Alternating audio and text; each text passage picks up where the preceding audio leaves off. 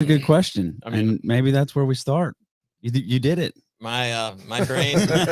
Okay, my brain is blank, so I'm ready.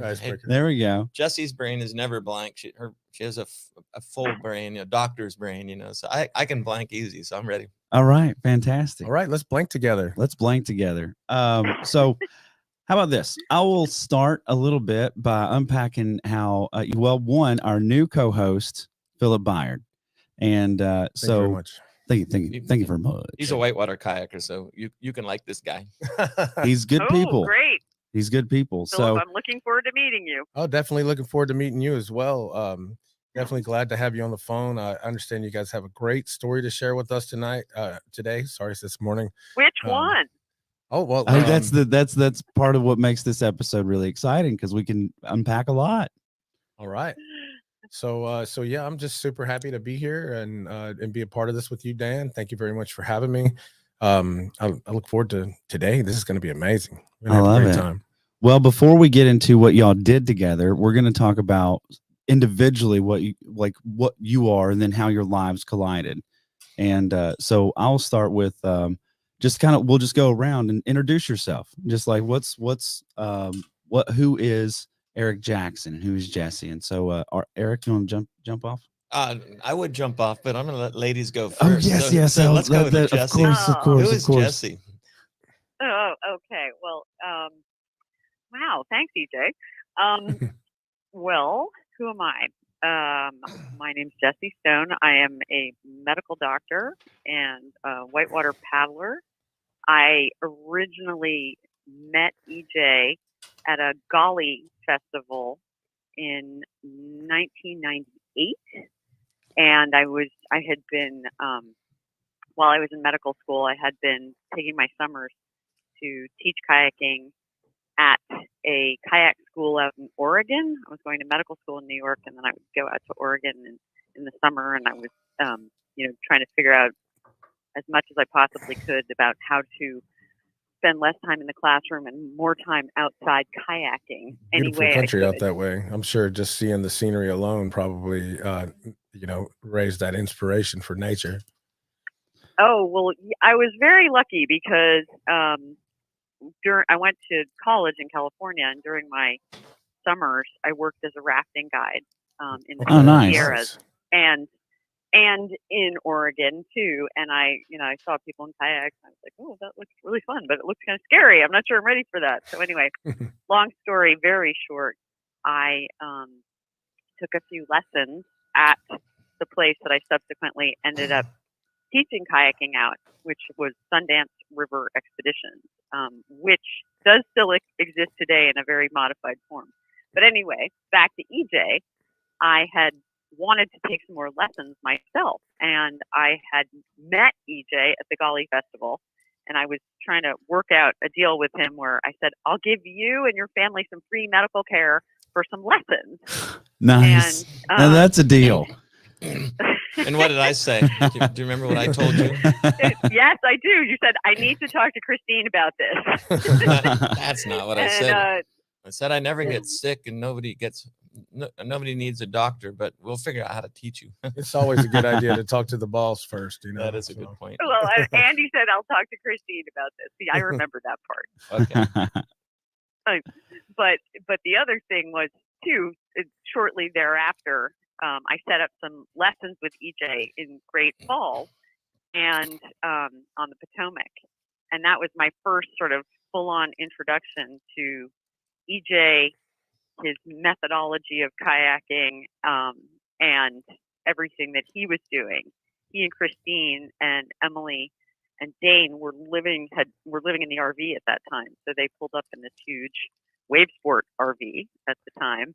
And I met Christine, I met the dogs, I met Emily and Dane. And of course, I got 2 very intense and awesome days of paddling on the Potomac with EJ. That's amazing. That's awesome. And that was like the start of a beautiful friendship. That'll definitely, if nothing else, paddling with EJ would get you into kayaking. That's one thing for sure. Well, it was for me a whole, because I had been teaching for a while, but this was a whole different way of looking at kayaking. And I had a million questions for EJ about everything he was teaching and why and how and all this kind of stuff. And then, of course, every great kayaking course with EJ involved running the falls too, which was very exciting because now I look back on that and I'm like, my skills were, I don't know, maybe not quite, where they should have been, but it was all great. It was super fun. I had the best time. So it was really a tremendous start. And that's really how I met EJ originally. I love that. I love that. That's a great story. She was a go-getter, doctor and all. She was like you said, it was full of questions like, so why this? Why that? Why are we doing this? Why are we doing that? Oh yeah. And then I had to take notes afterwards. That was the other thing. I was like, wait a minute, I need to write all this down. This was dedication. Kind of like I'm pretty sure internet was just beginning. And just to give you guys a time frame, that was in 1998. It's a good year. Yeah. Yeah. Well, the thing that I take away from this is that kayaking is a happy people sport. It's like it really is. Everything around it just seems to be something that people resonate with from a positive perspective. And folks love it. Absolutely love it. Absolutely. No, it's even more than that, where kayaking has turned a lot of people that would otherwise be channeling their energies in a negative or bad way, just getting in trouble. I've got countless stories from my cousin Kirk, who had totaled 6 cars before he was old enough to have a driver's license, to the list goes on, where it provides a way to channel that same, like, I want to go do something energy into a really positive way. You get out on the water, and the white water challenges you in such a way that you get the adrenaline. You realize real quick that you can only go so far. Your skills can only, at that moment, you go so far, and you've got to hold back. You can't just do every single thing because you're not good enough yet. So then you try to get better, and you really focus on getting out on the water. And next thing you know, when you're off the water, of course, you're exhausted and tired, and you're ready. It's a good tired. It's a good tired. It's a good tired, and you're no longer thinking like, I need to go, raise some hell or whatever. Right. And so you get a broad demographic of people, but a common thread is that you leave it out all on the water. It's individual, but you have to operate as a team. Everything from running shuttles to watching out for each other to loading and unloading equipment and whatever. So anyway, it's really it's an amazing sport in that people are. It brings out the best in people. And like you said, it's a happy sport. People. You don't see anybody having a bad day. Kayaking, put it that way. I can't say that with golf. People will leave. Golf will upset you. Golf is different. Golf, you expect, in golf, you hit one hit and it goes down the middle of the fairway, and you're happy for that moment, and then you're ready to get a birdie. Your second shot goes into the woods or whatever. And then all of a sudden you're like, what the hell? Yeah.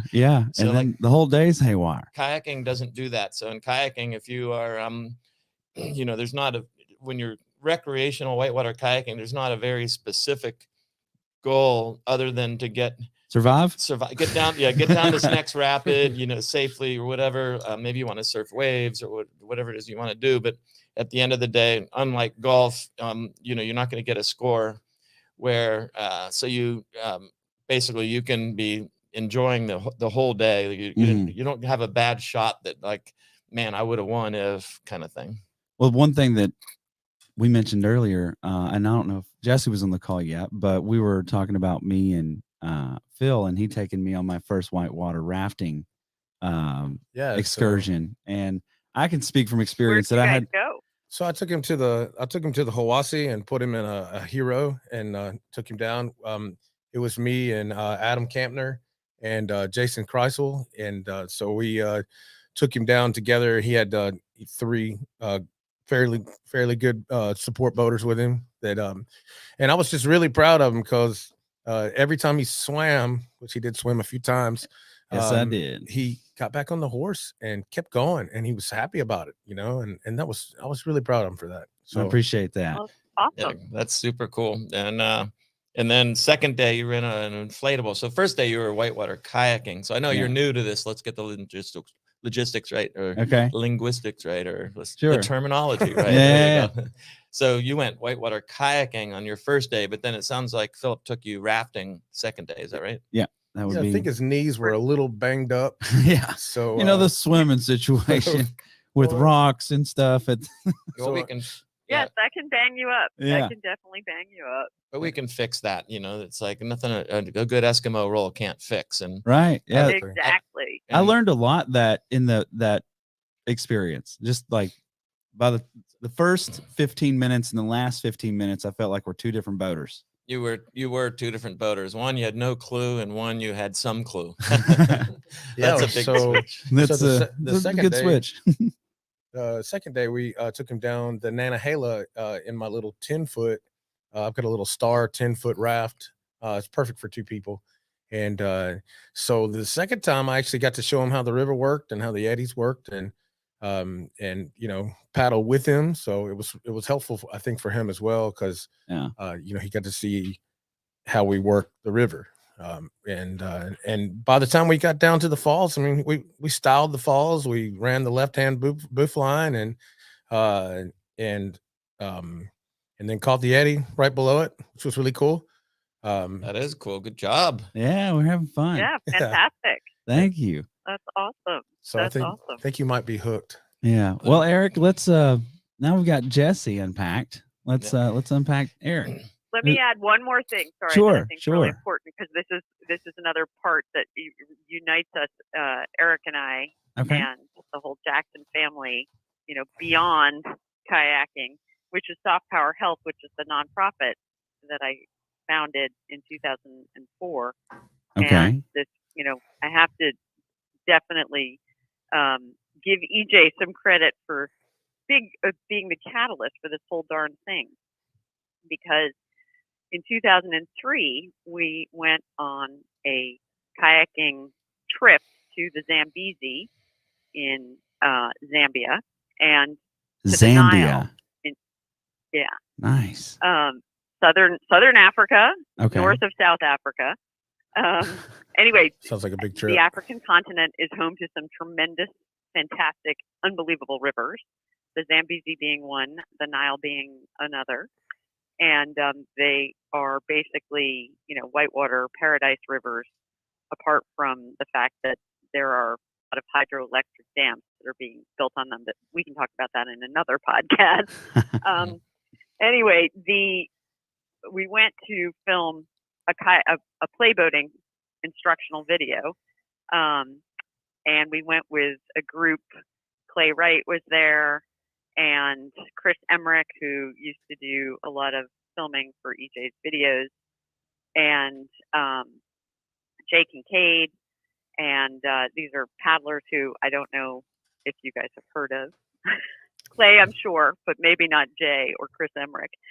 Anyway, so we were first on the Zambezi, and then we moved our way up to the Nile. And when we first got to the Nile, everything was good, and then EJ started to not feel well. And as EJ mentioned in the beginning of how we met, he never got sick. He never missed paddling. There was nothing that was going to stop EJ from going kayaking ever, no matter what. And so when he woke up one morning and said, "I don't think I can kayak today," we were all like, something must be really wrong. Yeah. And so as it turned out, we figured out that EJ had malaria, Oh, and man. that he really needed to be treated. And so, luckily, in that part of the world, it's easy to access treatment for malaria because it is such a Very common. illness Pretty prevalent. that people, Yeah. deal with on a daily basis. And the type of malaria that is found in that part of the world can kill you. It's serious stuff. So, anyway, EJ's illness made me kind of look around at the local population and say, wait a second, here's somebody who was taking prophylaxis and sleeping under a mosquito net, or I thought that both of those things were happening, and he got malaria, And then what happens to the local people? Are they, sick all the time? Are they, spending a lot of their income dealing with this illness all the time? Is it keeping them in sort of like a cycle of poverty? And that idea was the genesis or the start of Soft Power Health, because I was able to come back to Uganda after that trip and survey that same local village where we were, and also kayak, and figure out, really find out what was going on the ground. And Soft Power Health was originally started as a malaria education and prevention operation. Wow. That's phenomenal. Amazing. And Jesse crushes it was that. all thanks to EJ sacrificing himself to the malaria cause. Yeah, That's so it's so well, crazy. What a funny way the world turns around when you meet somebody that's a doctor and you're like, well, I'll teach you how to kayak, but I don't need your doctoral services here. and then all of a sudden you do. And then, lo and behold, you find yourself in Africa with malaria with the same doctor. Yeah. Life comes at you fast, right? That's there. amazing. Yeah. I needed, at that moment I was definitely, what's the best way to put it? Incapacitated and no longer like, Mr. Macho, like, hey, I'm good to go. I don't need any help. I was like, somebody help me. Yeah. I can't think straight and whatever. Yeah. And Jessie, obviously with the locals there, got me all sorted out. And then she took that experience and she's understating her impact in the area. And I don't know what her numbers were this year. The last I heard, she's treated over 40,000 patients with her clinic. And these patients, if they didn't get to go to her clinic and they had to go to the local hospital or more likely not able to get treatment at all, their lives would be much worse off for it. Many would not live. We're talking about kids with real medical issues that can be solved that wouldn't otherwise get solved, to obviously treating malaria and a lot of things, family planning services that they do is such a huge impact on that society. Anyway, it's what she does is pretty unbelievable. That's amazing. That is amazing. Definitely. Yeah. Jesse, that is amazing. I mean, it's a funny story. It's a funny story because it also continues up to the present, with the whole Jackson family participating and coming over when there's not a pandemic, to volunteer and to paddle. And then that's what's going on in Uganda. But, since 2002, when the Inner City Kids Kayaking Camp was started, I've been working with EJ and Christine and Emily and Dane to do the Inner City Kids Kayaking Camp, which, we thought was going to be shut down during the pandemic, and it was, but we were able to resurrect a new form of the camp this summer. Yeah. So there's been a lot of really great things going on here in the U.S. and as well as abroad. I love that. I mean, I'm well, and maybe because I spent some time in Africa, and great. Where were you? I was in Djibouti and Ethiopia. Okay. Spent a little bit, kind of like did the little toe cross on the border, if you will, for Somalia, and wow. then then I put some R&R time in South Africa, and that was good. So Dan like me was Somalia. That's a little exciting. Yeah. Wasn't much. I was serving in the military, and that in particular was a humanitarian effort. We were helping this wildlife refuge that was ran by this French legionnaire from Djibouti. Wow. Now I'm a Kentucky boy, so I say Djibouti. Right. But if you were a proper cultured human, you'd say Djibouti, which is what it, Djibouti, yeah, it was a French colony. And so, right. We Americanized the hell out of Djibouti, but what a funny name. It's a fun name, but if it's fun to say. Right. But when I was over there, I was actually I attempted to translate a little bit because I took French in high school and in college. And so while I was doing all Right. this, they were like, I think it was like battalion commander was like, who in the hell do we have that knows French? And You raise your hand and you're like, I know French. I don't think that I raised my hand, but my teammates were like, hey, this Collins kid's studying this stuff. And so I attempted to translate a little bit of French when I was over there for that humanitarian aid. And so I was taking the medicine on a daily basis. That's awesome. For malaria. Yep. And Uh-huh. and we got a series of inoculations before we had to go, and that's part of the thing. It's like, well, you got to remember, like, humans are still bugs, and these and if you put this bug in this environment, it's not going to do so hot, and so I was like, Yeah. man, that makes sense to me. So I want to make sure I get all the medicine. Right. Yeah. Good Yeah. thinking. So I was quick with that. Absolutely. With the malaria pills that we had to take. Yeah, good thinking. Yeah, the better living through chemistry. Oh That's right. man, yeah. Very cool.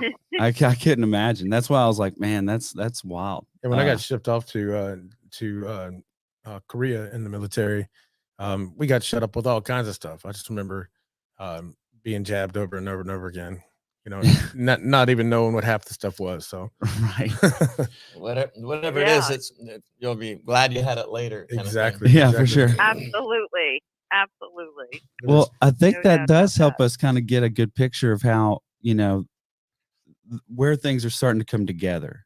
Because I think what we're talking about today is y'all kayak together, but that doesn't even begin to scratch the surface of this friendship and this relationship and the impact that this relationship has, proliferated. There's just this incredible story here. So, let's unpack Eric. Okay, well, who am I? Well, I'm a white trash hillbilly from the Ohio, Pennsylvania area. Then my dad climbed the ranks out of there, became a engineer, and I grew up with my dad was a Green Beret. I grew up in pretty strict background, but he super loving. He taught me whitewater. We went whitewater canoeing together. We flew model planes. He really set me up for success with, giving me good self-confidence, that type of thing. And eventually we learned to whitewater kayak together when we moved to New Hampshire. And that was like, clearly that's what I wanted to do. I was 15 years old when I had my first kayak. I got a job up in Maine, kind of like Jessie, where she got a job out at Sundance. I got a job with action photography on the Kennebec River in Maine, and my job was to paddle solo down. They still talk about EJ in Maine. I just want to say that. Oh, that's cool.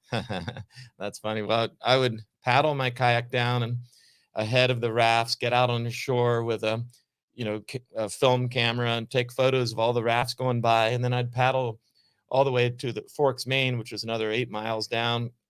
Get out, develop the film, develop 8x10 prints in a dark room, and then sell prints to the rafters. And they still do that today, but they do it digitally. It's a lot easier these days. Yeah. And then I'd develop all the prints that night. And that was my job. But because I was kayaking every day on this amazing whitewater river, the Kennebec and the Penobscot were the two rivers I was doing. And Jessie spends a lot of time in the Penobscot, even though we haven't run it together. But One day. I hear some foreshadowing. Yeah, we have to get on that sometime. I haven't been to Maine in a while to paddle, but that I became like the big fish in a little pond. I really honed my kayaking skills, and I wanted to go to the Olympics for swimming. I was on the swim team, and that was my goal ever since I saw Mark Spitz win 7 gold medals. Man, the next week that was in 72. Literally, I joined the swim team like right away. And I'm like, I'm going to do that. And then fast forward to my kayaking, I see some guy with a USA jacket on paddling down the Kennebec, and I literally chased him down the river. I'm like, dude, who are you and why are you wearing USA on your jacket? And he goes, I'm Hank Thurborn. Well, that's cool. What's with the USA? Oh, I'm on the US kayak team. I'm like, what? There's a US kayak team? Like, what the hell? I didn't know about that. It's like, well, I want to do that. And he goes, would you race? Like, no, but I want to be on the US kayak team. He's like, oh, okay, whatever. And he paddles away. Well, somehow I get the name of the coach U.S. team coach Bill Endicott and his phone number in Maryland. His phone number is 301-229-3934. Oh my God! Wow. Anyway, I learned that number It's like that's my number. I'm getting that number. That's a number. I'll never forget that number. Anyway, I called him up and he's like, Eric, who? Eric Jackson from Maine. And he'd actually heard of me at that point because I did do a race that I got second place in, and one of the guys told him about me. But I went down. He said, come to DC and do a couple workouts with us. We'll scout you out and see if you've got any potential. And I went, and he said, oh, I think you look pretty good. I think, if you moved here and trained full time in 5 years, you could maybe make the U.S. team. And I was like, yeah, I'm going to make it like first year, like obviously. Whatever. Well, I moved there in 1984 and I tried like hell to make the team in 84. I was 16th place, then 85, 86, 87, 88. 5 years later in 89, I made the U.S. team for the first time. Oh man. Pretty crazy. Anyway, so Pretty that's good with those numbers, wasn't he? Yeah, he's good with his numbers. That's how and I was really dedicated to, being the best kayaker, and slalom was the only sport, the only discipline that was, other than flat water, and I didn't want to do flat water really, the only whitewater discipline that was really organized that you could really showcase your skills. And, there was world championships and all that stuff. So I went to the Olympics for that in 92. But at heart, I really liked my play boating. They call it freestyle now. And the next year I won my first worlds in 93. So that was a big accomplishment. That's amazing. Me. So that was in freestyle. Eventually in 96, I stopped training slalom and just focused on freestyle. And that became, my freestyle career. I was already world champion, but that's what I did, freestyle and creek racing, that type of thing. But fast forward to Jessie anyway, since then I started designing boats. I didn't like the boats that I was being presented that I needed to paddle for the companies that I was paddling for. So ultimately, I started designing boats at night. A guy from DC. Is that you said your father was an engineer? My father was an engineer, but he did his own thing. We didn't design together. I went to engineering school. And like Jessie, who got a medical degree but didn't do a residency, I was doing engineering school, but I didn't get a degree. So I dropped out. So I dropped out after my junior year. What's that? You don't have to have a degree to do it, No, you don't have to have a degree, and a degree really doesn't help you design whitewater boats, put it that way. But I hadn't seen any of those out there recently. True. If you'd like to go to the school of whitewater, there's not a professor in the world that can teach how to design a good whitewater boat. It just doesn't exist. So if you anyway, unless you were teaching, next step, anyway, Professor EJ. I shouldn't say this out loud, but my dad always said, those who can do and those who can't teach. That's right. Yeah, I've heard that before. But with that said, I've done a lot of teaching. But anyway, that's one thing that I've thought to myself too. It's like a lot of the people that I know that are teaching are the folks that actually did it. They did it. Yeah, that's true. So I'm not sure that it's just a cool thing to say, I think. Yeah. Anyway, if you're ragging on teachers. Not at all. Which isn't good to do. Anyway, Not a good thing. My mom was a teacher. I'd get in all kinds of trouble. There you go. So I designed kayaks for wave sport kayaks, and eventually several things happened that made me step away from wave sport. One of them was that the prototype I made for my son Dane, who was really little, he was like 30 pounds, 40 pounds maybe. I made a little kids kayak for him, and wave sport refused to put that in production. So I couldn't understand why, like I couldn't myself design boats for, big guys like Philip here, like a boat that would fit Philip. Philip's like 6'2" or something. Yeah. I'm a big boy, 260. Large 6'4". mammal. Yes. Yeah. Okay. So anyway, and not design one for my own kid. Right. So, So I quit wave sport, and the first boat I did when I started my new company called Jackson Kayak, or my own company, was the fun one for little kids. So that was specifically designed it for my son Dane, and then I just followed his growth throughout and made sure he always had real boats for his size. And the consequence of that is that by designing these kids boats, we cut the average age of a new whitewater kayaker in half over the next few years, and really What? Yeah, created kids kayak, like kids So from a kayaking became a thing. completely like an industry perspective, Yeah. the Yeah. entry level age was reduced because of the designs of your younger kayaks. Yeah. That's amazing. So so Liam actually has a And fun let me one. just add something here about these My son. designs, because Is- EJ was also had, when he was designing at Wave Sport, because I went on to join Team Wave Sport when EJ was still there, and then when he started designing, when he started Jackson Kayak and started designing, he designed intentionally also for different size people, because he recognized that, like, I'm not going to paddle a freestyle kayak, me, Jessie, at 127 pounds, the same boat that you would, Philip. We Oh wouldn't. no, definitely. It would, That's not going you to could work. curl up and sleep inside so- my boat.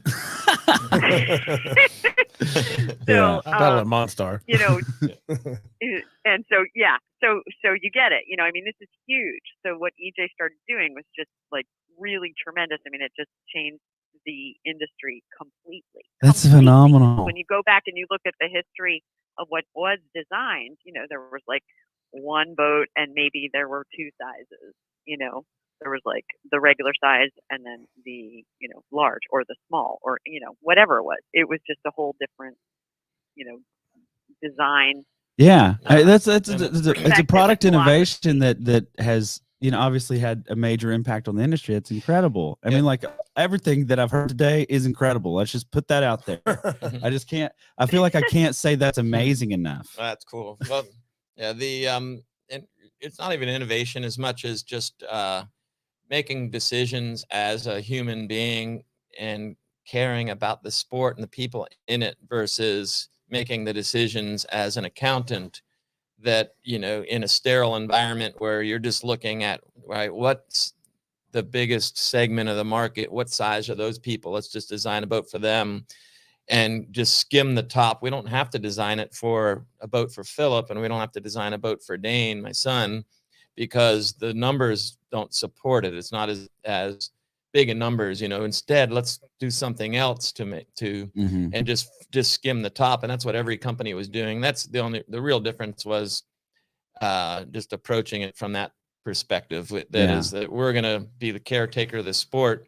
And then consequently, the people that we're taking care of will also take care of us, kind of thing. Yeah. And it really worked out. It's beautiful. Became the #1 kayak brand and still remains there now. I'm not at Jackson Kayak anymore. And I can't promise that that's the way they'll do things in the future. But obviously, my daughter's there and my son. So I assume that they'll do the best they can to keep that going as well. Well, sure. But fast forward a little more. Now we're getting into the Jessie Stone era. Jessie talks about Great Falls. My biggest the biggest impact for me when we really got to know each other was a trip to Costa Rica. So she was Love Costa yeah. Rica. Yeah, love it. Yeah, it's an amazing place. I stayed at the Westin out there on the West Coast for my honeymoon with my wife, Chris Ooh. Byard. We had a blast. We were riding 4-wheelers up the beach and riding horses, going swimming and snorkeling. Oh, it's amazing. Tell me more. That's awesome. Yeah, the Costa Rica, they have a T-shirt that's Costa Rican Air Force, and it's just a picture of a bunch of parrots flying by, and because they don't have a military. So anyway, it's pretty cool. It's an amazing place. Very friendly people. I was going for training for slalom kayaking every year for 5 or 6 weeks. I would train for slalom and also for freestyle. And Jessie was like, "Hey, when can I do some clinics with you?" And like, "Well, I'm going to Costa Rica. If you show up there, I'm sure we can do something." And I worked out a deal. Like I said, I'll teach you $100 a clinic. And I think she did 2 of them. And then she's like, I can't afford to keep paying $100 every time I go kayaking. I'm like, oh, what? Well, I am writing this book. You're a doctor. You're smart, right? How's your English skills?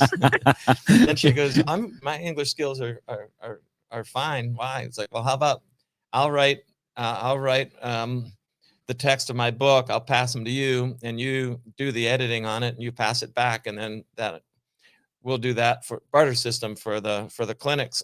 She's like, okay. And every day I'd pass her somewhere around 10 pages a day. And sure enough, by morning, she'd have red aligned and have all the edits done. Yeah. and then I would just terrorize her on the river for 4 or 5 hours. Oh my God. Talk about like being pushed out of your comfort zone, but in the best way, because it was also so much fun. Yeah, just have a world champion kayaker be your coach, and there's no pressure. Well, yeah, let me explain what these looked like.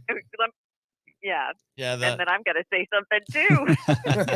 Yeah. So our classes was myself, Mario, Huevo, and Hansel was our key, our core group. And what we did, I would do a slalom workout in the morning. I'd ride my bike down, which is about 6 miles, or run down, do a slalom workout, run back, eat at Babujas, where I'd meet Jessie, which is a little restaurant. We'd have eggs and rice and beans, whatever. And then we'd go down to the river at 11 a.m.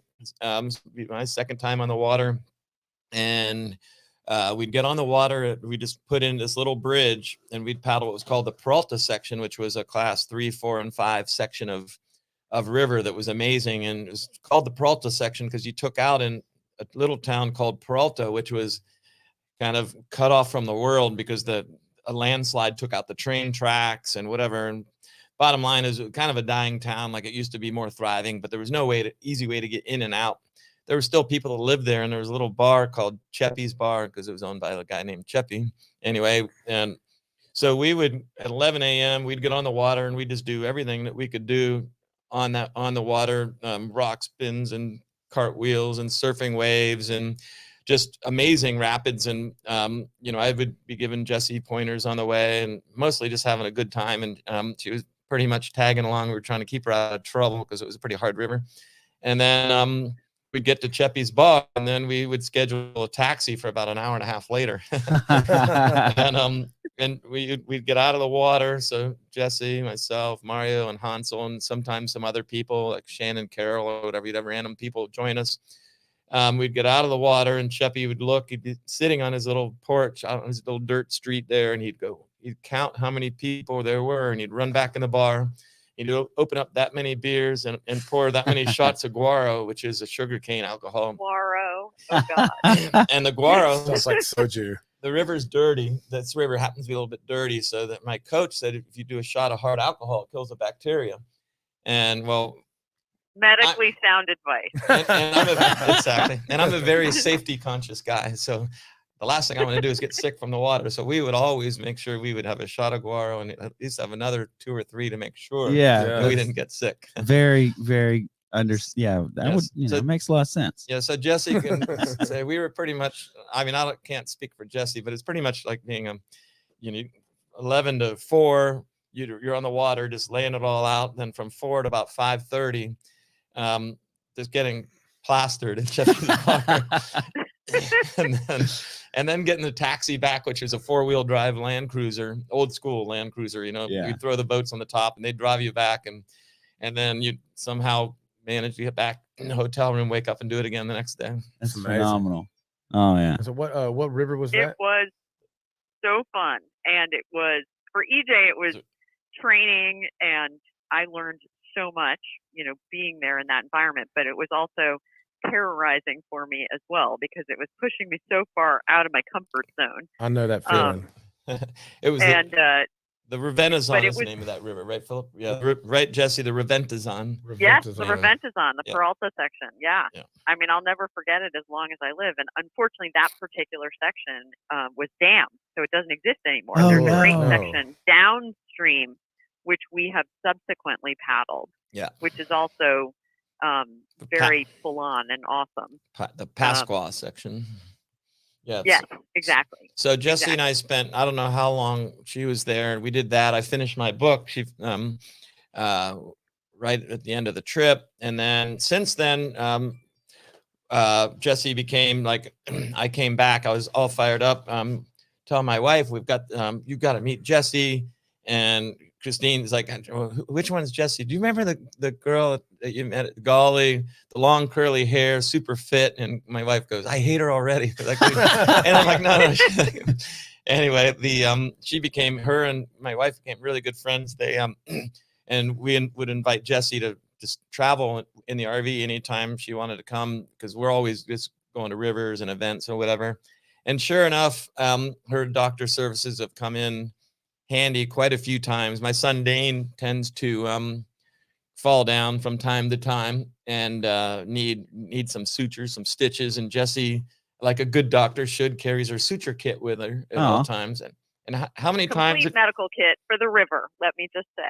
That's fantastic. Yeah. So free medical. Oh yeah. So like we don't need. So her, yeah. Bottom line is that she saved us a lot of time and a lot of money, and it's way more fun watching Jessie stitch up your kids than some random doctor. But and the truth is, it was much nicer for Dane to be in the back of the RV than at a hospital, which is a much more terrifying environment. Yeah, but he was always an excellent patient. How many times did you give him stitches, Jessie? I can't remember. Do you know? Well, I mean, 2 or 3 times for sure.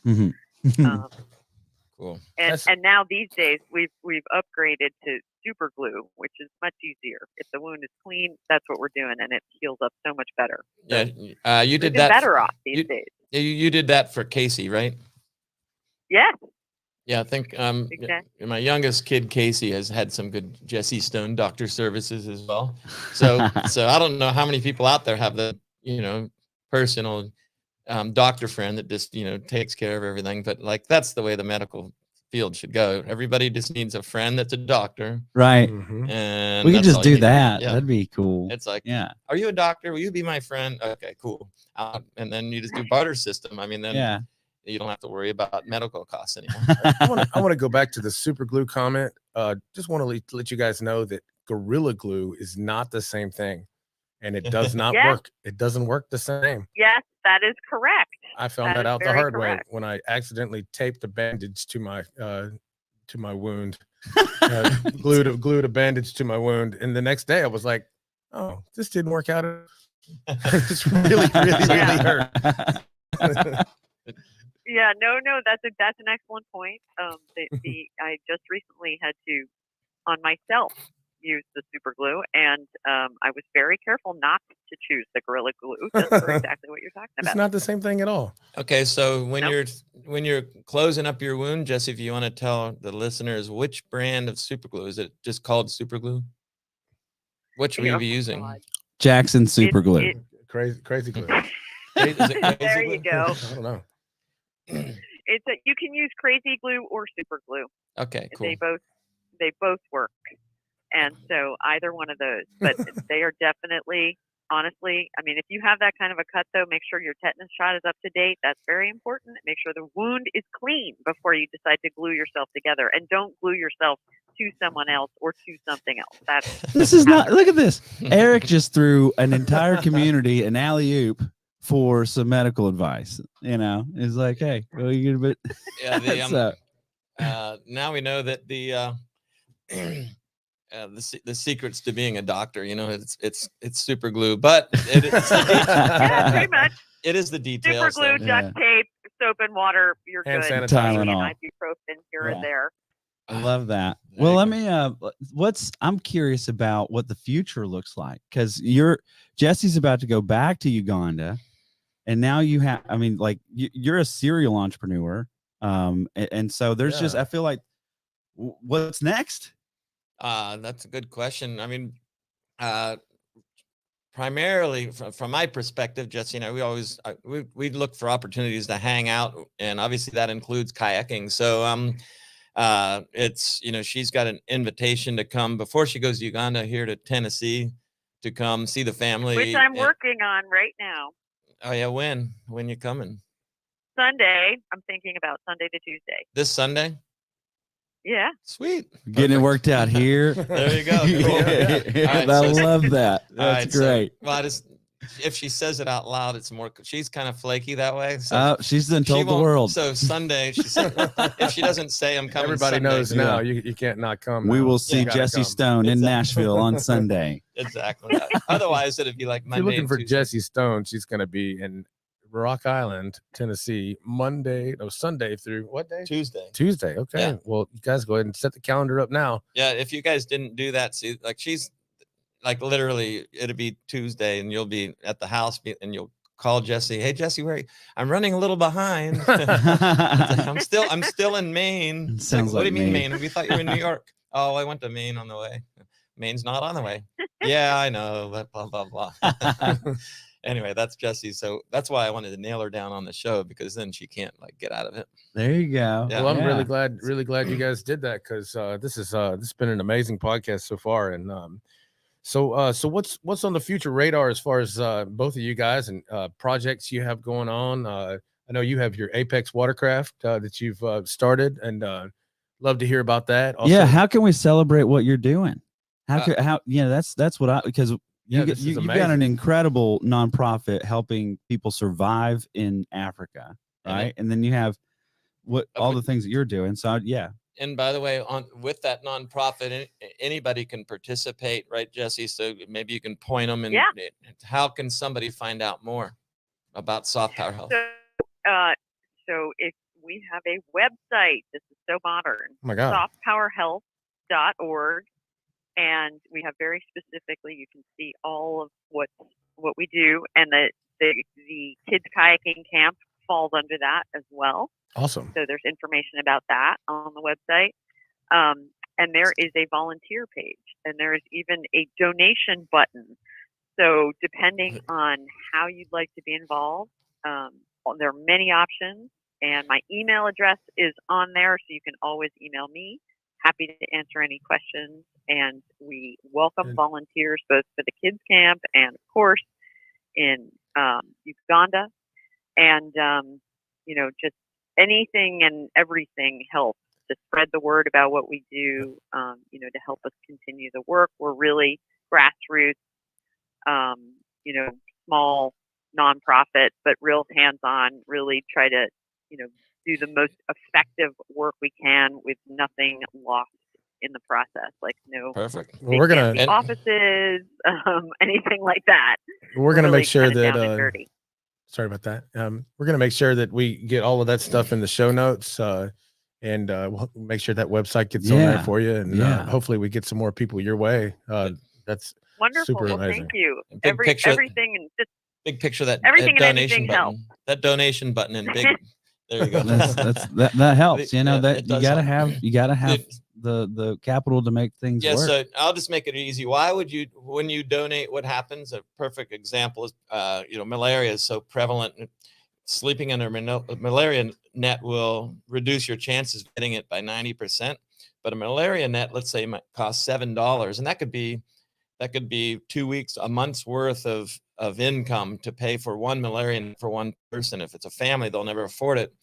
When you donate, this is just one example of where the money goes. Jessie will sell the net because she wants them to have a vested interest in taking care of it and using it properly for, let's say, $1. So they lose $6 on every net. It costs them $7 to buy it. They sell it to the person in the village for $1. The person can afford it, so they'll actually buy it. She's putting way more people under nets because of the reduced price.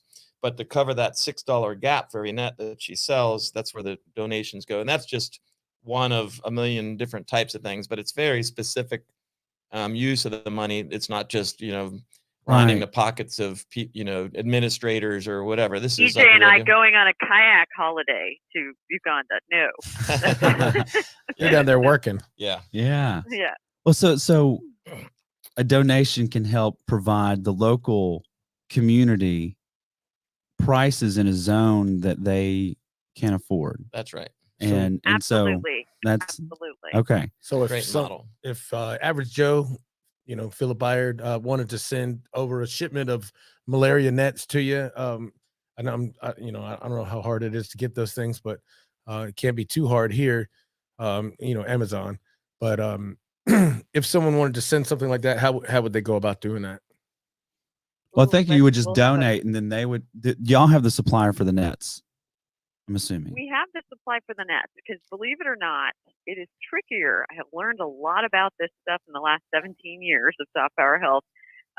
It's trickier to import things into the country than it is to try to procure them in country. Okay. So there are mosquito nets in Uganda. They're just priced way out of reach for the average Ugandan citizen.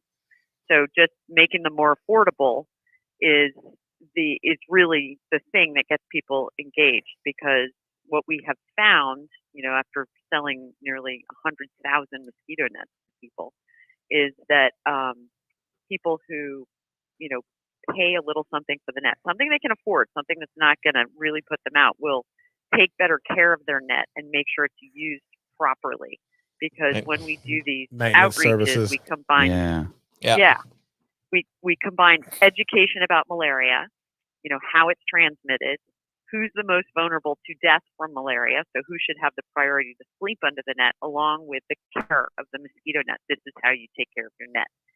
And, you know, when you go back and visit people at home, which we do, to see, you know, does this intervention actually benefit people? You know, did they tell us this is helpful? Is this a waste of money and time for everyone involved? You know, we have found that on average, 70% of people are using the net correctly and report having less malaria and spending less money on malaria treatment every month, which is pretty huge. There's so, nothing you know, better I than think, nothing better than seeing your work go to fruition. You know, to see you know, see what your work is doing. You know, it's amazing. It's gratifying. And if you were to go, Philip, absolutely, to go kayak on the Nile with Jessie and then go do a visit, you would get to see firsthand. You would be way into it for sure. Awesome. And you need to go to the Nile if you haven't been there. You're welcome. Come anytime. There you go. You got a new volunteer. Yeah, I'm on. All right, I'm on board. excellent. I'll go back to Africa. Oh, Dan's in. Okay, cool. I love that. Awesome. Fantastic. All right. Well, then we got you taken care of there, Jessie. You're gonna get I don't know. You're gonna get Sounds good to me. Lots of money and volunteers. Yep. We'll be donating ASAP. Love Cool. that. Fantastic. So what's on the horizon for Eric Jackson? That's a good question. I started a new kayak company called Apex Watercraft, which one of the needs I saw in the marketplace. Right now we have one model that we're making, and I've been working on it since January 2020. Of course, we all know what happened in February 2020, COVID and everything. So it's been the project has taken me much longer to get off the ground in terms of producing the kayaks. I've got people that want to buy them. I've got the product made. But material, logistics. Yeah, you get it all together. COVID really just put a wrench in all that. It was definitely the hardest business year of my life was this last 12 months.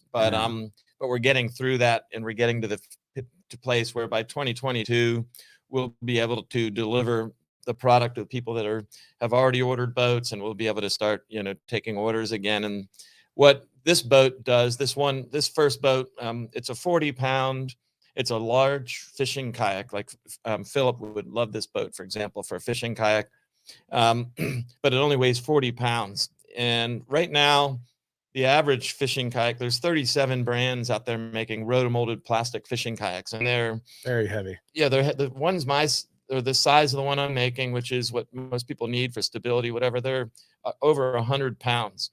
So from it's a non-inclusive thing. Like very few people can actually get that boat from a store into their truck or on their vehicle to their house, into the garage, back on the vehicle, to the water. Forget it if it's super some kind cumbersome. it's just not.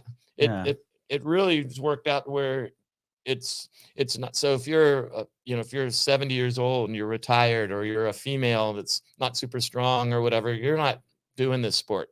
Right. And if you are doing this sport, you actually have your kayak on a boat trailer behind your vehicle, and you're backing it down a boat ramp. That's how you're getting it. And at that stage, why are you in a kayak? Why don't you just have a boat? Just get a little jump boat. Yeah, exactly. So what my boat is doing is it's allowing people that are older, not as strong, or people that like me that just want to get to more remote places. Like I'm putting it at Rock Island State Park down the cliffs. I'm carrying my boat down rocky cliffs that you would normally, some people don't hike down because they think it's too steep and whatever. You don't do that with a plastic boat by yourself. It's like, for most people, not possible. So that's one of the things, that boat I'm really excited about. I got some other projects that aren't public yet that I'm doing. I'm pretty excited about, but you'll find out soon enough. But know that there'll be a press release. There'll be a press release, right? So jump in there. What makes that boat so light? What makes it light? That's a good question. A lot of money makes it that light. Chemistry. Yeah. So, that this boat is the technical term for how it's advanced composites. It's basically mostly carbon fiber, but also a Negra, high impact epoxy. It's manufactured with a combination of infusion process, but also wet layup. Believe it or not, wet layup is actually you can do some things that make it lighter weight than you can do with infusion. Just about any factory that makes carbon fiber product can make my boat at 60 pounds. At 40 pounds, only a few people in the world are capable of doing that. And let's just say that the last 18 months have been spent getting it from 60 to 40 pounds where it belongs, and getting the people up to snuff and ready to manufacture it that way. It sounds like your ambition is still to provide this sport to make it more accessible for people to play. Yeah. Oh, absolutely. That's like every Inclusion all the way. I'm saying innovation, but every innovation that you focus on is to say, well, people would play ball more if we did this, pretty much. That's exactly right. So I don't like being in the mosh pit with everybody else doing what everybody else is doing. It's a lot easier, first, just purely from a selfish reason, from doing business. If you've got the only kids boat, well, guess what? You want a kids boat? Well, there it is. And it's the only one. Nobody else offers it. You're going to sell it. And this boat that I'm making right now, that's crazy. They're not doing that. I'm just sorry. It's you've seen Liam's little boat at the house, Yeah. actually, little yellow fun one. Yeah. He loves that thing. Yeah. Awesome. He was out there at 3 How old is years he? old. He's 5 now. nice. That's So awesome. He loves it. So that well, back just a quick, since we're talking about the Fun One, which is a little kids whitewater kayak, if you look at the U.S. kayak team, freestyle kayak team, or the French freestyle kayak team, or the British freestyle kayak team, just about any team in the world, 90% of everybody that's on the team today learned in a Fun One. No way. Yeah, meaning they all started as kids, and they all started in that exact boat. That is no crazy, small flex. It's crazy. It's super cool. It's crazy. It's a sweet boat. Yeah. And then, but back to Apex Watercraft, my new baby. From my perspective, and this is just a design philosophy I've always had. So I'll have, my former bosses at Wavesport would say, EJ, you're a world champion kayaker. You don't understand the needs of a beginner. You're not qualified to tell a beginner what they need in a boat. We need to talk to beginners. And I, of course, the other way, it's like, no, actually, I know exactly what beginners need. And what I need as an expert is what a beginner needs. Because what I want is something that's user-friendly, easy to paddle, does everything that the last model did, but easier. And the beginner benefits it exactly that way. It makes their experience better or whatever. The same thing goes here with my Apex Watercraft. For very selfish reasons, as a tournament kayak fisherman, I want to win tournaments. This boat that is designed for grandpa, that has a swivel seat so they can get in and out, swing, bad knees, bad back, and that they can actually just go kayaking, and it's really stable, so they're comfortable in it. The thing that makes grandpa be able to kayak in this boat where he can't get in any other kayak successfully, just getting in and out alone, that's accessible that way, gives me the advantage of doing things like turning around backwards, get stuff out, tackle box behind me, to being able to turn and cast. The lightweight allows me to run down the bank real quick and drag my boat, from one part of the creek to another, or get out and drag it up, throw it back in the truck, and then go to some other part of the lake or the river or whatever. Or when I put a little 3 horsepower electric on the back, my boat goes 7.5 miles an hour, where everybody else's boat goes like 5 or 4.5. I just run circles around people. Like, it's so much faster. So anyway, it's high performance for me. It's accessible for others. And that's just been my design philosophy. That's pretty exciting. Now, what is the downside? It's not fully inclusive because it's an $11,000 kayak. So this is if it's the cost of doing it is so high that while it makes it accessible for people from a physical standpoint, financially, you've got to either you've got to have 11 grand to do it, right? Or you got to be able to borrow 11 grand, one or the Yeah. other. So that's the downside. And if I could make it at, you know, at $1,000 and 40 pounds, I would, but I don't have that figured out yet. But eventually, you know, with work and going forward, you know, that's something that you might be able to get it down a little cheaper, you know, and all it's going to take is, you know, repetition, doing the same thing over and over until you get it perfected. Yeah, and we can get those material costs down too. That will help. That'll help out a lot. Yeah. Yep. Cool. Well, I will. We're gonna wrap it up, but I guess we'll wrap it up with kind of like a final thought on what in your, let's just say, your kayaking experience. Like for example, how many countries have you kayaked in between you and Jessie? Like I feel like y'all have kayaked in multiple countries together. Oh, well, Jessie. EJ and I had the adventure of a lifetime in Ecuador. What? That was Right. something Yeah, we another gotta hear this one. kayaking video. Okay. At least from you know, I mean, So I'm what just happened? jumping in to think about it. I mean, there's was Ecuador, Chile, Argentina, second, where else? Costa Rica. Costa Rica, of course, Zambia, Uganda. Let's see. America. All over Europe. America. All of yes, all over Europe, all Canada, the U.S. What else am I forgetting? New Zealand. Oh, What? wow. New Zealand. Yeah. What? Some of the best whitewater in the world. New Zealand. That's Yeah, I'm just 99. mad at your friendship. Like Yeah. I'm just like, what in the world? Oh my God. Y'all But have literally you know- traveled the world. The amount of you've been on rivers on pretty much every continent. Except And- Antarctica, we skipped that one. You know, that's a tough Yeah. one. Maybe we'll get a design for the ice. Yeah. Yeah. Slide each other across. On the, so that maybe I'll tell that Ecuador story real quick. So we, Okay. Danny Stock, Chris Emmerich, and Jessie and I embarked. We were filming Strokes and Concepts video, but we're in Ecuador running these different rivers, and we get on. I think it was the Napo River, and we're running down, and it was pouring rain, and the It river. was the Missawahi. Missawahi River. Got it. Okay, cool. Thank you. The Napo's where we filmed the other video. Okay, got it. So the Missawahi River. Anyway, it flash flooded right above like a waterfall. Oh Lord. And man. we're in a jungle with really steep jungle cliffs on each side, right? And there's a waterfall that's like flash flooded, and it's like, I wasn't comfortable leading the group. I thought, 3 out of 4 of us would probably make it, kind of thing.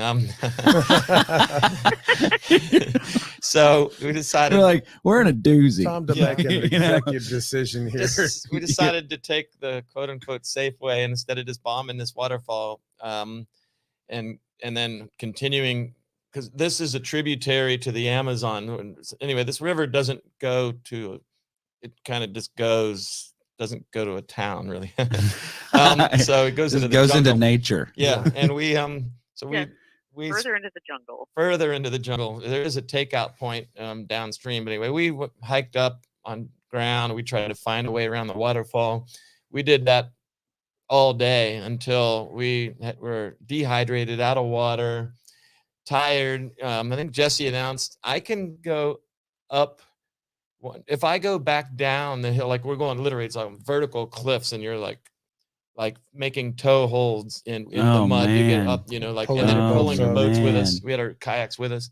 She goes, if I go down one more time, I'm probably not going to make it up. And we ended up just putting our kayaks on trees, and just spent the night like this in the jungle. Woke up in the morning, and eventually, But wait, hold on. One thing I have to add right here to this part of the story is that this is like the classic story of sort of like what you don't really want to do on a flooding river. So learn from our experience. We put on late. We didn't have any extra water or food. Nobody was familiar with this section of the river, and certainly not with the super high water at that moment. And then on top of that, we're like hiking around, trying to find this. We had heard there was a portage trail, but we couldn't find the portage. There was no portage trail. So long story short, all of a sudden we're in Ecuador, right? So it's the equator runs through Ecuador. So that means that the sun rises and sets in 12 hours and the sun goes down around 6 or 6:30 and then it's pitch dark. Like there's no, daylight savings, extended time of daylight, So we're walking around at 5:30. We're trying to figure out where should we go? Can we make it up? And then it's like, it's going to be dark. Like we're not making it back to the river. We're not making it up and out of here. We're going to have to stay right here. And I remember one of the last things that EJ said to all of us is like, okay, everybody prepare to spend the night in the jungle. We're all like, well, how do we do that? It was really funny. It was really, all that said, it was. What an experience though, staying in the Ecuadorian jungle. Is that how you say that, Ecuadorian jungle? Yeah. Yeah. And the saga continues, but we lost Danny's stock. Went MIA. It literally was just disappeared in the next day. Anyway, the saga continues. Anyway, that particular trip was definitely one of the more memorable ones. For sure. So how did you guys get out? So we hiked up. EJ and Chris. Weren't you with Chris at that point? Yeah. EJ? You met this little boy in the jungle who had a gun. A muzzle loader. I remember that part of the story. They had a muzzle loader in the jungle. He was like 12 years old. Do you have another book? And by the way, he doesn't speak Spanish either, because these aren't Spanish speaking. They speak whatever. We're in indigenous people territory. Yeah. That's Mayan. Isn't that Mayan? I don't know, but we found him, and then we've tried to convince him that we'd follow him. He took us we had to gather the group, and eventually they took us to this little hut. And I can't imagine what's going through his head. Yeah. You're not carrying boats, right? So we're carrying boats. And we're carrying boats, and we get to this little hut. And meanwhile, Danny's missing. So it's just Jessie, Chris, and I. And is that it? I think. And then in the hut, there's a fire right in the middle of the floor. It's a dirt floor. There's a fire going out the roof. There's a little hole and we were watching. She's just throwing eggs. Like they're like, "Are you hungry?" And they're taking just chicken eggs and throwing them in the coals. They're cooking for us, and then they pass around. You see this lady chewing and spitting in a bowl, whatever. Anyway, then this old lady, like with 3 teeth, kind of thing, and really old. Anyway, she and then the grandmother, grandmother. Yeah, and then they pass around this stuff for us to drink, and Chris gets this terrible face and says, "No, I'm not drinking that," and passes us, and I'm thinking like, "Geez, Chris," I'm like, "That's not very you're gonna offend him or whatever." Yeah, and I'm drinking it. I'm like, "Well, I don't. That's kind of weird. It's alcoholic, you can tell." And then Jessie drinks some, and then later Chris says, "Remember that old lady that was chewing and spitting in a bowl? That's how you make that stuff. You chew up this yucca root, and you chew it. They chew it, and the saliva breaks it down. You spit into a bowl. Eventually, it ferments." Yeah, that's what we were drinking. That's why Chris wouldn't drink it. Yeah. You drank. We drank that. Yeah. We drank Grandma's spit with her teeth rotten out of her head. Yeah. Holy Toledo! That has gotten me twisted right now. I'm refusing that. There was no refusing that hospitality. Gosh. That is a situation. But then, that's gonna be my go-to. You want to drink my fermented spit? Yeah. Well, now that we're here, it's like then they're digging the eggs out of the coals, and so they fed us with what they had, and it was like, this is definitely mountain tribal whatever over there. And then we were way up on top of a mountain, in the jungle in Ecuador. And eventually one of the guys, and you're missing a friend. Yeah. Like I'm still trying to put that into context, because I'm like, I'm probably like freaking out. Well, he's 18 years old. I'm kind of responsible for him, and we're kind of freaking out because it's like, his mom's like, "You're going to take care of him." I'm like, "Yeah, we're going to take care of him." What happened was we found trails, and each of us said, "Let's go 30 minutes max down the trail and meet back, no more than an hour." And we all went down trails to try to figure out if if they look like they went the right way. Well, Danny went down a trail and never came back.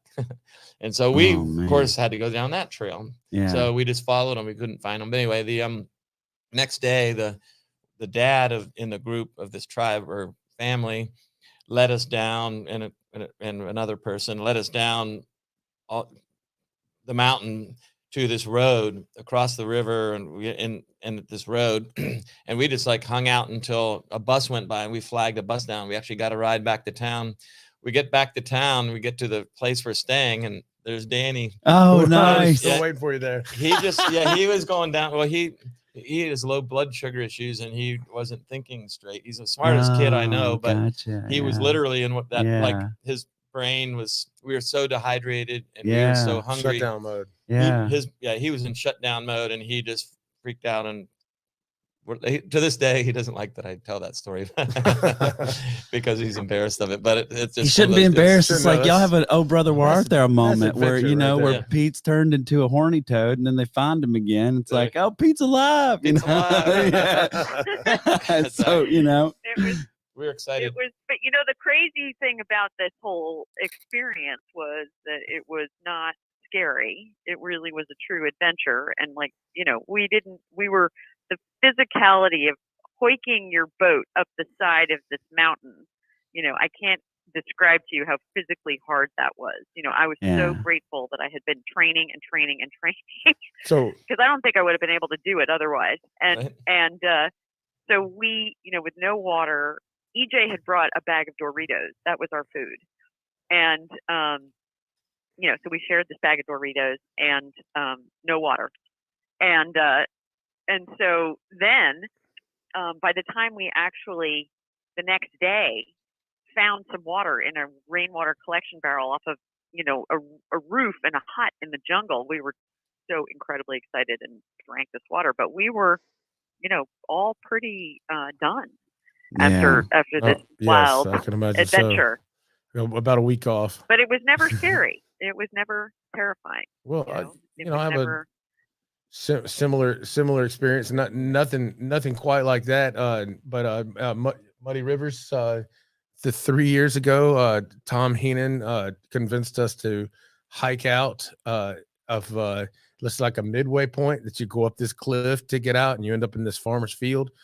Well, he didn't explain to us that it was straight up, and we hiked and hiked and hiked and hiked and hiked, and I know exactly, at least I know sort of what you guys were going through. So it was grueling to say the least, but we had fun. It was fun.